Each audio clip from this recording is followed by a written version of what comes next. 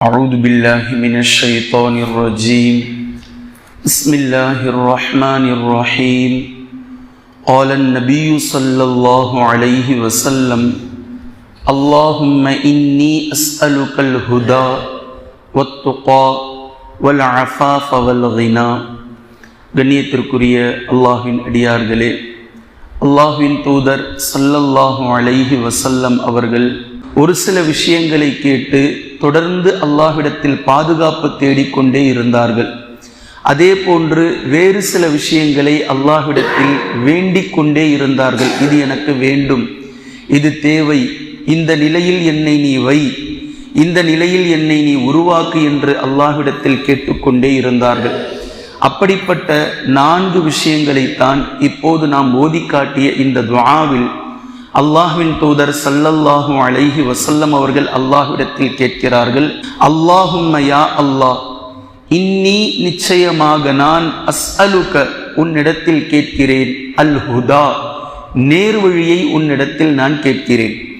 இப்போ ஒரு மனிதருக்கு எது இம்மையிலும் மறுமையிலும் தேவையோ, எது இருந்தால் நாளை மறுமை நாளையில் அல்லாஹ்விடத்தில் அவர் பொருந்தி கொள்ளப்படுவாரோ, எது இருந்தால் இன்றும் நாளையும் அல்லாஹ்வினால் அவர் மன்னிக்கப்படுவாரோ, இதை அல்லாஹ்வின் தூதர் ஸல்லல்லாஹு அலைஹி வஸல்லம் அவர்கள் முதன்மையானதாக வைத்து கேட்கிறார்கள். இப்படி கேட்பதின் மூலம் மிக தெளிவாக ஒரு விஷயம் நமக்கு புரிய வந்து விடுகின்றது. நேர்வழியில்தான் நாம் இருக்கிறோம் என்ற பெருமையில் யாரும் திளைத்துவிட முடியாது. மாற்றமாக மௌத்து வரைக்கும் ஒரு மனிதர் நேர்வழியை அல்லாஹ்விடத்தில் கேட்டுக்கொண்டே இருந்தாக வேண்டும். நம்மை நேர்வழியில் வழிநடத்துவதென்பது அல்லாஹ் ஒருவன்தான். அல்லாஹ் நாடினால் மட்டுமே நம்முடைய உள்ளத்தையும் நம்முடைய உடலையும் நம்முடைய வாழ்வையும் நேர்வழி என்ற தண்டவாளத்தில் நம்மை பயணிக்க செய்ய முடியும் என்ற நிலையை நபி ஸல்லல்லாஹு அலைஹி வஸல்லம் அவர்கள் நமக்கு உருவாக்கி தருகிறார்கள், அதை கற்றுத்தருகிறார்கள். இதைத்தான் அல்லாஹு தஆலா சூரத்துல் ஃபாத்திஹாவிலேயே நீங்கள் ரப்பிடத்திலே கேட்பவர்களாக இருக்க வேண்டும், கேட்கக்கூடிய விஷயத்தில் மிக முதன்மையானது இஹ்தினா நேர்வழி, இஹ்தின ஸிராத்தல் முஸ்தகீம் நேரான பாதையை நீ எங்களுக்கு வழிகாட்டுவாயாக என்ற இந்த விஷயத்தை ஒவ்வொரு ரகாத்திலும் அல்லாஹு தஆலா நம்மை கேட்க வைத்திருக்கிறான். இதையே நபி ஸல்லல்லாஹு அலைஹி வஸல்லம் அவர்களும் இந்த இடத்தில் முதன்மையானதாக அல்லாஹ்விடத்தில் கேட்கிறார்கள். அல்லாஹும்ம இன்னி அஸ்அலுக்கல் ஹுதா, நேர்வழியை நான் உன்னிடத்திலே கேட்கிறேன். பின்பு வத்துகா, தக்வாவை அல்லாஹ்விடத்தில் கேட்கிறார்கள். இந்த தக்வா எல்லா நிலையிலும் அல்லாஹ்வின் தூதர் ஸல்லல்லாஹு அலைஹி வஸல்லம் அவர்கள் கேட்கிறார்கள். இதைத்தான் தக்வா என்று குர்ஆனும் சொல்கின்றது. அதாவது ஒரு சில நேரங்களில் நாம் கூட்டத்தில் இருக்கலாம், ஒரு சில நேரங்களில் நாம் தனிமையில் இருக்கலாம், ஒரு சில நேரங்களில் வேறு சிலர்களுடைய பேச்சு நம்முடைய காதுகளிலே கேட்கலாம், ஒரு சில நேரங்களில் அவை கேட்காமல் இருக்கலாம், ஒரு சில நேரங்களில் நாம் மற்றவர்களோடு பேசிக்கொண்டிருக்கலாம், ஒரு சில நேரங்களில் நாம் ஒருவரோடு மட்டும் பேசிக்கொண்டிருக்கலாம். எல்லா நிலைகளிலும் எல்லா சூழலிலும் நம்முடைய ஒரு வார்த்தையை வெளியாக்கும் போது, காதுகளால் நம்முடைய பேச்சை பிறருடைய பேச்சை நாம் கேட்கும் போது, எல்லா நிலைகளிலும் தக்வாவை முன்னிறுத்த வேண்டும் என்பதை குர்ஆனும் ஹதீஸும் அச்சாணியை போன்று நமக்கு வலியுறுத்தி கொண்டிருக்கின்றது. இறையச்சத்தை முன்னிறுத்துங்கள். அல்லாஹ் நீங்கள் வெளியாக்கக்கூடிய வார்த்தைகளை பார்த்து கொண்டிருக்கின்றான், நீங்கள் வெளியாக்கக்கூடிய பேச்சுக்களை கேட்டுக்கொண்டிருக்கின்றான். எந்தெந்த பேச்சுக்களை உங்களுடைய காது வழியாக நீங்கள் உள்வாங்குகிறீர்கள் என்பதை அவன் பார்த்து கொண்டிருக்கின்றான். உங்களுடைய தக்வா தனிமையில் எப்படி, உங்களுடைய தக்வா கூட்டத்தில் எப்படி, உங்களுடைய தக்வா வியாபாரம் செய்யும் போது எப்படி, உங்களுடைய தக்வா வாகனம் ஓட்டும் போது எப்படி, உங்களுடைய தக்வா வீட்டிற்குள் இருக்கும் போது எப்படி, இப்படி எல்லா நிலைகளிலும் தக்வா இருப்பதைத்தான் தக்வா என்றே குர்ஆன் பேசுகின்றது. இதை தனித்து அல்லாஹு தஆலா பல இடங்களில் பேசுகின்றான். அல்லதீன யக்ஷௌன ரப்பஹும் பில் கைப், மறைவான நேரத்திலும் தனிமையில் இருக்கும் போதும் அல்லாஹ்வை அஞ்சக்கூடியவர்களாக நல்லவர்கள் இருப்பார்கள் என்று அல்லாஹ் பேசுகின்றான். சூரத்துன் நாஸிஆத்தில் வ அம்மா மன் காஃப மகாம ரப்பிஹி, தக்வாவினுடைய உயர்ரகமான ஒரு நிலை தன்னுடைய மனதை கட்டுப்படுத்துவது. தன்னுடைய மனம் சொல்லும் எது வேண்டுமானாலும் செய்யலாம் என்று சொல்லும், இந்த ஒரே ஒரு முறை செய்து கொள்ளலாம், இந்த ஒரே ஒரு முறை பேசிக்கொள்ளலாம் என்று சொல்லும். எவர் அல்லாஹ்வை அஞ்சி மகாம ரப்பிஹி தன்னுடைய ரப்புடைய சரியான இடத்தில் நின்றாரோ, அல்லாஹ் எந்த கோட்டை, எந்த புள்ளியை, எந்த இடத்தை ஒரு அடியாருக்கு வழங்கி இருக்கின்றானோ அந்த இடத்தை தனக்கான பவுண்டரியாக போட்டுக் கொள்வதற்கு பெயர்தான் தக்வா. வஅம்மா மன் காஃப மகாம ரப்பிஹி வனஹன் நஃப்ஸ அனில் ஹவா.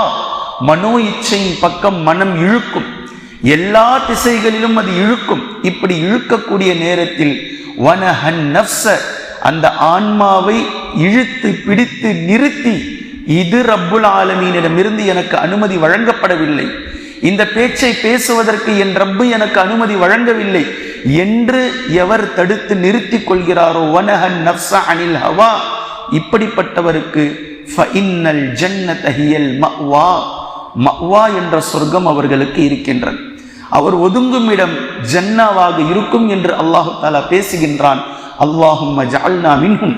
அல்லாஹு தஆலா நம் அத்தனை நபர்களையும் அந்த ஜமாத்தில் ஆக்கட்டும். அதே போன்று நபி ஸல்லல்லாஹு அலைஹி வஸல்லம் அவர்கள் ஹிதாயத்திற்கு பின்னால், தக்வாவிற்கு பின்னால் மூன்றாவதாக அல்லாஹ்விடத்தில் கேட்கிறார்கள் வல் அஃபாஃப. அஃபாஃப் பத்தினித்தனத்தை கேட்கிறார்கள். பத்தினி என்ற இந்த நிலையை நாம் குறிப்பிட்ட ஒரு விஷயத்திற்கு மாத்திரம் வைத்திருக்கிறோம். ஆனால் அப்படி அல்ல, எல்லா நிலைகளிலும் பத்தினித்தனம் இருக்கின்றது. பிடித்த உணவு முன்னால் இருக்கும் போது வயிறு புடைக்க நாம் சாப்பிடுகின்றோம். ஏன்? அது பிடிச்ச உணவு, விரும்பி எடுத்துக்கொள்கிறோம். தனக்கு பிடித்ததை வழமையாக சாப்பிடக்கூடிய உணவை விட கூடுதலாக சாப்பிடுகின்றோம். சில வேளைகளில் நமக்கு உடை இருக்கும், செல்லக்கூடிய நேரத்தில் நமக்கு பிடித்து விட்டதினால் அதனால் ட்ரெஸ்ஸை எடுக்கின்றோம். இந்த எல்லா நிலைகளிலும் அல்லாஹ்வின் தூதர் ஸல்லல்லாஹு அலைஹி வஸல்லம் அவர்கள் கேட்கிறார்கள், பத்தினித்தனத்தை ரப்பே எனக்கு கொடு. அதாவது நீ எதை எனக்கு தருகின்றாயோ அதில் போதுமான உள்ளம் எனக்கு வேண்டும். இது போதும், இது போதும் என்ற மனப்பக்குவம் மிக தெளிவானது. இது உணவில், உடையில், இருக்கக்கூடிய இருப்பிடத்தில், நமக்கு தேவையான விஷயத்தில் போதும் என்ற ஒன்று மிகப்பெரிய ஒரு விஷயம். இது நபி ஸல்லல்லாஹு அலைஹி வஸல்லம் அவர்கள் அல்லாஹ்விடத்தில் கேட்கிறார்கள். அப்படி கேட்டுக்கொண்டே இருந்ததினால்தான் நபி ஸல்லல்லாஹு அலைஹி வஸல்லம் அவர்களால் அப்படி வாழ முடிந்தது. 8க்கு 8 வீடு, ஒரு சில உடைகள், ஒரு சில வாகனங்கள், இதை கொண்டே தங்களுடைய 63 ஆண்டு காலத்தை வாழ்ந்து பிறருக்கு மிகப்பெரிய ரோல் மாடலாக விட்டு சென்றதற்கான காரணம் பத்தினித்தனம். போதுமை, போதும் என்ற இந்த தன்மையை அல்லாஹ்விடத்தில் கேட்டுக்கொண்டே இருந்தார்கள். தன்னுடைய மனதை கட்டுப்படுத்தி வைத்தார்கள். பின்பு 4வது வல் கினா, தன்னிறைவோடு வாழக்கூடிய வாழ்க்கையை அல்லாஹ்வின் தூதர் ஸல்லல்லாஹு அலைஹி வஸல்லம் அவர்கள் கேட்கிறார்கள். பொதுவாக கினா என்ற வார்த்தைக்கு செல்வந்தர்கள், செல்வந்தன் என்று மொழிபெயர்ப்பார்கள். இது மேலோட்டமான பொருள். உண்மையில் கினா என்பது செல்வந்தர்களை மாத்திரம் குறிக்கக்கூடிய விஷயம் அல்ல. கினா என்பது அல்லாஹு தஆலா ஒரு அடியாருக்கு எதை வழங்கி இருக்கின்றானோ அதை கொண்டு அவர் திருப்தி அடைவாரே, இதுதான் கினா. எதை அல்லாஹ் தனக்கு வழங்கி இருக்கின்றானோ அது சிறியது, பெரியது, அது கொஞ்சம், அது கூட, அது இல்லை. அல்லாஹ் எதை ஒருவருக்கு வழங்கி இருக்கின்றானோ அதை கொண்டு அவர் தன்னிறைவோடு இருக்கிறார். அவருக்கு தேவை ஏற்பட்டால் அவர் அல்லாஹ்விடம் கேட்கிறார். அவருக்கு தேவை இல்லை என்றால் அதை விட்டு விடுகின்றார். அல்லாஹ்விடம் மாத்திரமே தன்னுடைய தேவையை வைத்திருக்கிறார் என்ற இந்த நிலை, தன்னிறைவோடு இருக்கக்கூடிய இந்த நிலையை அல்லாஹு தஆலா விரும்புகின்றான். இந்த 4 விஷயத்தையும் நபி ஸல்லல்லாஹு அலைஹி வஸல்லம் அவர்கள் அல்லாஹ்விடத்தில் கேட்பவர்களாக இருந்தார்கள். அல்லாஹும்ம இன்னி அஸ்அலுகல் ஹுதா வத்துகா வல் அஃபாஃப வல் கினா. அல்லாஹும்ம இன்னி அஸ்அலுகல் ஹுதா வத்துகா வல் அஃபாஃப வல் கினா. யா அல்லாஹ், நிச்சயமாக நான் உன்னிடத்தில் நேர்வழியை, இறையச்சத்தை, பத்தினித்தனத்தை, தன்னிறைவோடு வாழக்கூடிய வாழ்க்கையை, இந்த 4 நிலைகளையும் நான் உன்னிடத்தில் கேட்கிறேன் என்று நபி ஸல்லல்லாஹு அலைஹி வஸல்லம் அவர்கள் அல்லாஹ்விடத்தில் எப்போதும் கேட்டுக்கொண்டே இருந்தார்கள். அல்லாஹு தஆலா இந்த 4 தன்மைகளிலும் மௌத்து வரைக்கும் நம்மையும் வாழச் செய்வானாக. எந்த தேவை வந்தாலும் அல்லாஹ்விடத்தில் மாத்திரமே நாம் முறையிடுபவர்களாக, இறையச்சத்தோடு வாழ்பவர்களாக, பத்தினித்தனத்தோடு இருப்பவர்களாக, நேர்வழியில் இருப்பவர்களாக, நிலைத்து நிற்பவர்களாக, மரணத்திற்கு பின்னால் அல்லாஹ்வினால் இந்த 4 கொண்டும் அல்லாஹ் நம்மை பொருந்தி கொள்ளக்கூடியவனாக ஒரு வாழ்வை, ஒரு மறுமையை அல்லாஹ்வை சந்திக்கக்கூடிய பாக்கியவான்களாக அல்லாஹ் நம்மை ஆக்குவானாக. குர்ஆனையும் ஹதீஸையும் தெளிவாக விளங்கக்கூடிய நன்மக்களாகவும் அதை நடைமுறைப்படுத்தக்கூடிய மக்களாகவும் அல்லாஹ் நம்மை ஆக்குவானாக. சுப்ஹானக்கல்லாஹும்ம பிஹம்திக அஷ்ஹது அல்லா இலாஹ இல்லா அன்த அஸ்தக்ஃபிருக வ அத்தூபு இலைக்.